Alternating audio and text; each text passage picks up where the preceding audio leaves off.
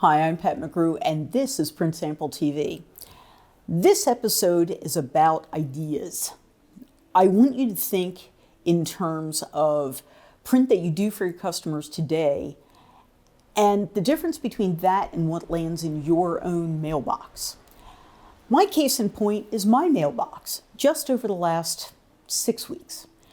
An amazing array of things have arrived in my mailbox, and they're coming from all sorts of places that you might not associate with print. So the first thing that caught my attention was this lovely piece that came from Google.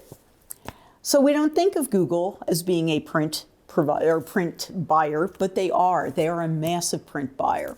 Over the years, I have been the happy recipient of Google Mail, primarily because we operate several businesses and we are always being lobbied to buy more Google AdWords. And how do they do it? They send mail. And they send mail that helps me understand how it might work for my business. And if I buy it, right, so there's always an offer involved, and they try to make it seem as easy as possible. But the other thing that Google does is if you do buy the AdWords from them, they follow up with mail that tells you how it's working for you. I've seen them do these campaigns for their high-end AdWord customers, their mid-tier customers. I've seen them do it in North America. I've seen them do it in South America. I've seen them do it in Australia, where they actually send your statistics with ideas of how you can improve. That's a brilliant use of print from a just amazing online organization. They're not the only ones who have found that print can be powerful. The folks at Charles Schwab, right, international investment firm, they are also big believers in the power of print.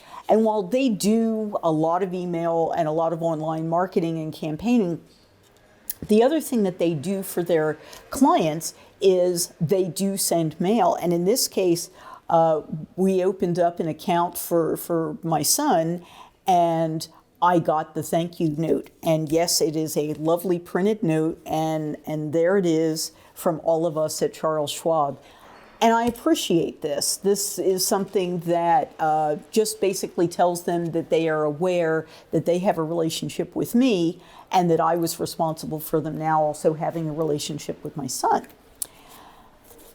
So I don't actually own an Audi, but I get this mail from Audi. We think it has to do with the fact that in our family of cars, we have an alternate brand high-end vehicle that is not an Audi. And we believe the Audi dealer is buying the list. Now, what are they doing? They are not only inviting me to come in, but they have a click and drive program. So if I receive this postcard from them, I can just jump online and click and book an appointment to come in and drive their high-end car. I appreciate it. It is, it's nicely thought out, and it is targeted to me. It indicates that it knows who I am, and what I might be buying. What customers are you serving that might look like Google Online, Schwab in Investing, or even the local car dealerships?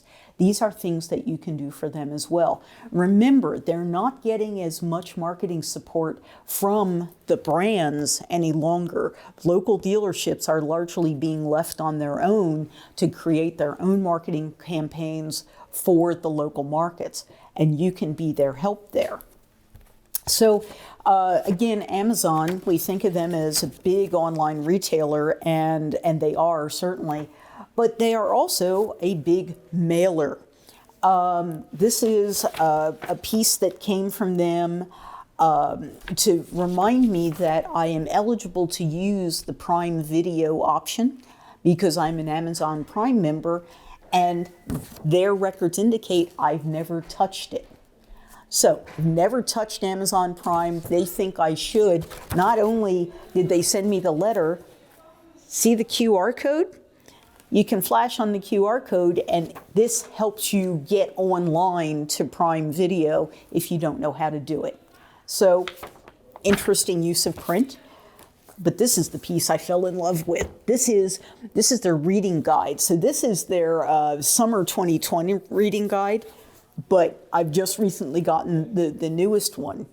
The interesting thing is that they find that sending out a reading guide, a seasonal reading guide, a mix of their best sellers, a mix of their perennial sellers, a mix of new material, corresponding generally to what you may be reading, actually drives additional sales. Funny thing, if you look at Amazon, their Kindle online books certainly are huge sellers. However, in addition to that, they still sell a lot of paper books, lots and lots of them. And this kind of reading guide actually drives a lot of those sales. All right, think about the people you serve. If you're a book printer in the printing industry, have you talked to your customers about putting a catalog out or a summer reading guide? Whether you serve educational publishers, or you serve vanity publishers, or you serve business publishers, catalogs can be an incredibly effective way to help them increase their sales. And something like this, it's not very big. It's nicely printed. It not only has information on the books, but it also has some nice curated editorial content.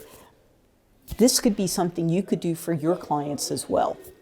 We're thinking about. Works for Amazon, could work for them as well. Beyond catalogs, there are other kinds of direct mail that keep turning up in my mailbox. And one of the pieces really intrigued me because it is from American Express, and it's a box. So this is the unopened one. We'll throw that aside for a minute. This is the one I opened. So as I have said in other episodes, we run several businesses, and American Express has figured this out because they think I desperately need one of their cards. And I have noticed that the marketing packages coming from them are getting bigger and bigger. This one almost looks like an advent calendar because it has some really interesting finishing involved, right? So the cut with the door opening, and then it has some brochureware in here.